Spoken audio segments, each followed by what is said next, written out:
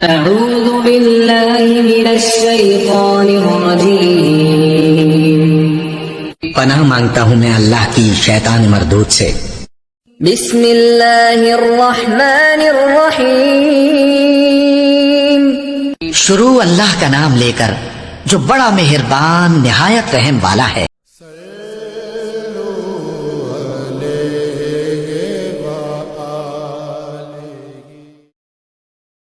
عبداللہ بن عمر رضی اللہ تعالی عنہ نے خبر دی، وہ کہتے ہیں کہ ایک دن میں اپنے گھر کی چھت پر چڑھا تو مجھے رسول اللہ صلی اللہ علیہ وسلم 2 اینٹوں پر قضائے حاجت کے وقت بیت المقدس کی طرف منہ کیے ہوئے نظر آئے۔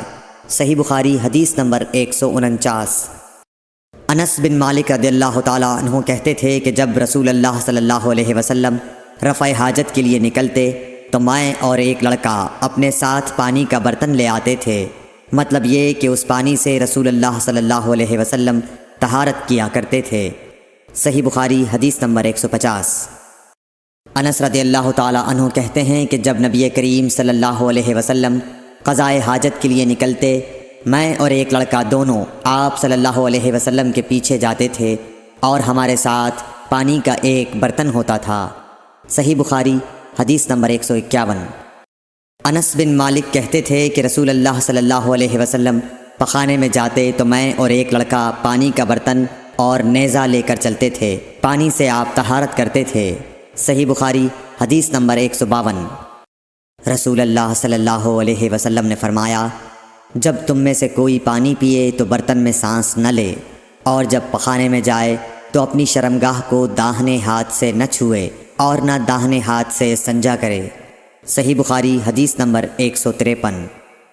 نبی کریم صلی اللہ علیہ وسلم نے فرمایا، جب تم میں سے کوئی پیشاب کرے تو اپنا وضو اپنے داہنے ہاتھ سے نہ پکڑے، نہ داہنے سے طہارت کرے، نہ پانی پیتے وقت برتن میں سانس لے۔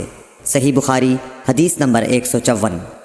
حضرت ابو ہریرہ کہتے ہیں کہ رسول کریم صلی اللہ علیہ وسلم ایک مرتبہ رفع حاجت کے لیے تشریف لے گئے۔ آپ کی عادت مبارکہ تھی کہ آپ چلتے وقت ادھر ادھر نہیں دیکھا کرتے تھے، تو میں بھی آپ کے پیچھے آپ کے قریب پہنچ گیا۔ مجھے دیکھ کر آپ نے فرمایا کہ مجھے پتھر ڈھونڈ دو تاکہ میں ان سے پاکی حاصل کروں، یا اسی جیسا کوئی لفظ فرمایا، اور فرمایا کہ ہڈی اور گوبر نہ لانا۔ چنانچہ میں اپنے دامن میں پتھر بھر کر آپ کے پاس لے گیا اور آپ کے پہلو میں رکھ دیے اور آپ کے پاس سے ہٹ گیا۔ جب آپ قضائے حاجت سے فارغ ہوئے تو آپ نے پتھروں سے استنجا کیا۔ صحیح بخاری حدیث نمبر 155۔